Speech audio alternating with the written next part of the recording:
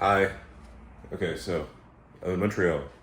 After 7 months of living in Thailand, having done 4 Muay Thai fights, I decided to do a quick visit back home to get a bunch of shit done, man. There's some admin stuff I needed to do with my passport, where I needed to be here physically to get it done.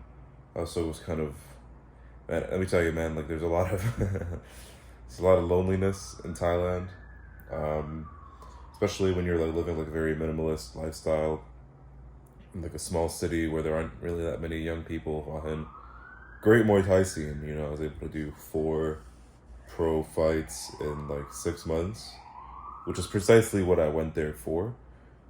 And I'm very, very happy with the experience. I'm very, very happy with the experience and the lessons that I've taken away and the momentum that I've built now and that I will continue to build when I return in a week or two. But I don't know, maybe let's just like take some time and talk shit out here. Let's talk shit out, dude. So, dude, I've been unemployed for 13 months now. I was actually let go from my last job, in June of 2024. I was already planning on going to Thailand way before I even started that job, so like I didn't really care about the layoff at all. I made, a decent amount of commissions, which like financed my trip. This recording, yes, it is. I made it like a decent amount of money, which financed like the trip, and then money is like slowly running out, which is expected, man. Like I haven't made money in 13 months, and I feel two ways about this. The first way that I feel about it is like, it's bad. I'm gonna run out of money. I'm gonna go broke. And then the second way I feel about it is like, man, shit's gonna be fucking fine. Because the life that I'm living now was so much more meaningful than any other stage that I've ever had in my life. I think like a big mistake or something that my instinct tells me is not good to do is to follow other people's blueprints, man. I think if you want to live a meaningful life, you can't just fucking do what somebody else tells you to do. That's what corporate work, like corporate office jobs, is precisely like that. Is you go in there and you have a boss or somebody who's basically been doing what you're doing for longer than you. He just gives you instructions and you follow those instructions. And you have to do the instructions well. And you get evaluated on how well you follow the instructions.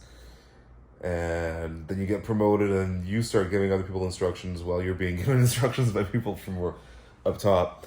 And it's like so many, I think like a lot of people in our generation tend to fall in that category of work. And it's like, what the fuck's the point? What the fuck's the point if you having to wake up at like 7 a.m. every day to commute, to go into an office? Yeah, nobody wants to fucking go into an office, man. And when COVID happened and there was like remote work, I think like a lot of people really enjoyed that. And then there's like this like forced culture of like, you gotta go back into the office and do work. I'm gonna place this here, man. I know I'm shirtless. I don't give a shit. I don't give a shit, dude. I just want to be fucking real with whoever's listening to this. And I know things are gonna work out for me, man. I actually know, like, with my heart that things are gonna work out for me in every aspect because things are already working out for me. Like, I couldn't be more happy with everything that I've accomplished so far and the potential that I have to keep doing what it is that I'm doing, all while sharing the story online with you beautiful people as well.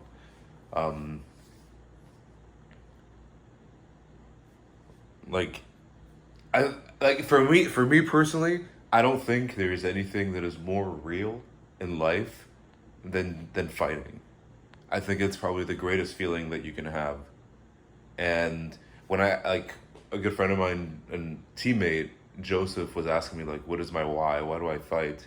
And my answer was like something along those lines where it's like it's the greatest feeling in the world. And I was just like, So am I just a fucking like junkie, like a life junkie who just wants to like get this dopamine hit from fighting?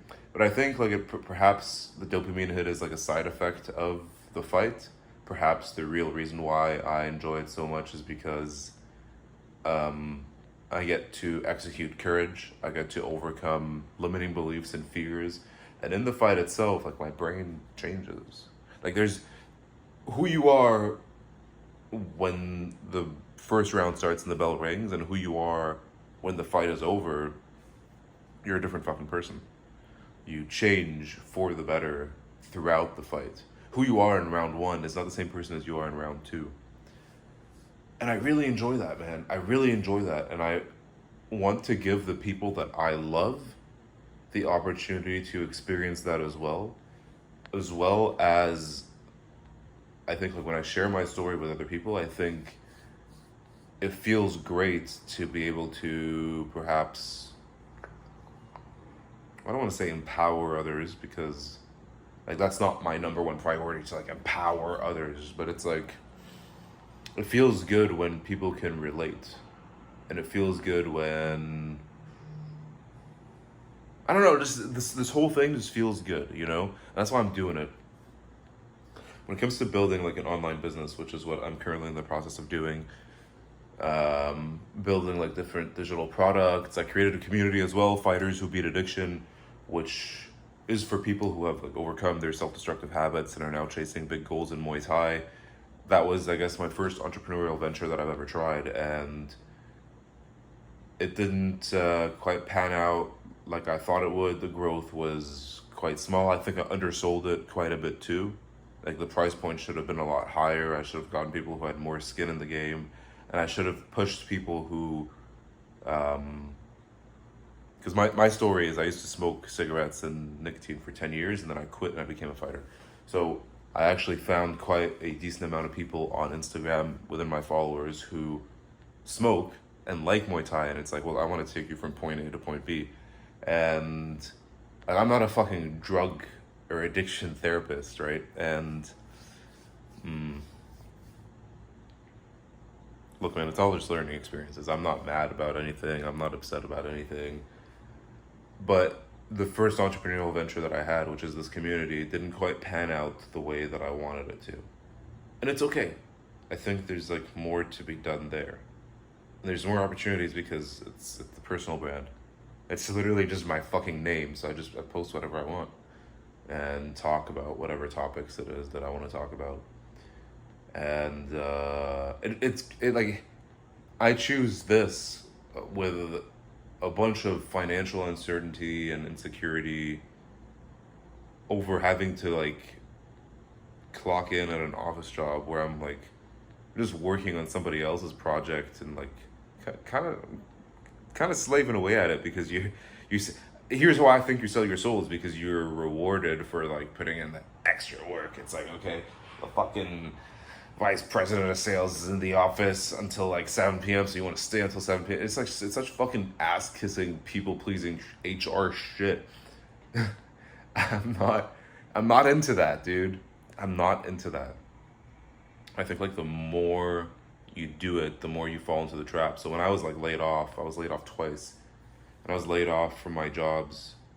This is the greatest thing ever, man. You get paid to leave, and then you get the opportunity to like start something new. And yeah, you go into the unknown, and it's scary. It's uncomfortable, or whatever you want to call it. But it's good, because for the first time, I'm building my own blueprint. And as I'm like building different digital products and different offers online as well, what I've come to realize is like nobody can help me make them.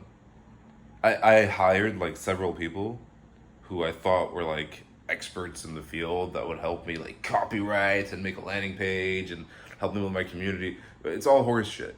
Even if they were able to do it successfully for themselves, like nobody can do it for you. And I think like the information that's on the internet is overrated as fuck. I think the best way to go about things is just to release the product and get direct market feedback. You use that as a data point, and then you get feedback from the market, and then you recreate a second data point.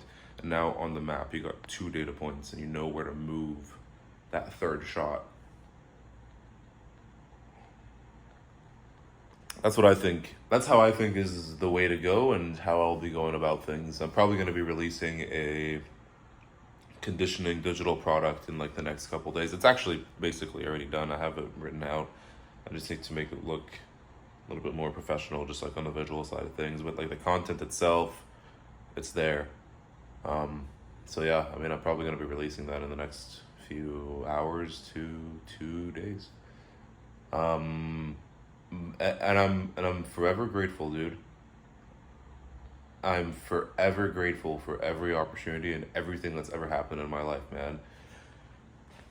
I arrived to Montreal yesterday, and my boy Danny from my Muay Thai gym, a very good friend of mine, Danny, picked me up and he was like, "You gotta stop thinking about your own death because you're manifesting it." I'm like, shit, dude, I gotta fucking agree. Because I think when you think of the fact that your time on Earth is limited, you take more action and you live more in the moment because you do what it is that you need to do right now instead of telling yourself, I'm going to do this later because I have time. You actually don't have time. It'll be 29 in 9 days, which is fucking insane. Nah, it's not that insane, but it's an increasing number, you know? So in a way, like, I agree, I don't want to manifest my own death, but I also have like this gut feeling that like time's running out, dude. Time's running out. And I'm not trying to end this on a grim note, but I'm just like being completely straight up with you with how I think about things. And I hope that you, the viewer, are going to be able to take away something from this, and maybe you can relate, maybe it plants a seed. I don't know, you can also reach out to me, man. Like whoever you're like, reach out to me or comment. Like I read a lot of my DMs and I get quite a few, but I read a lot of them. If there's something that has value in it, that isn't just like a TikTok brain message, then I'll take the time to respond if it's something that's meaningful. Okay, so I just fucking brain dumped. That's all I got for today. Peace out.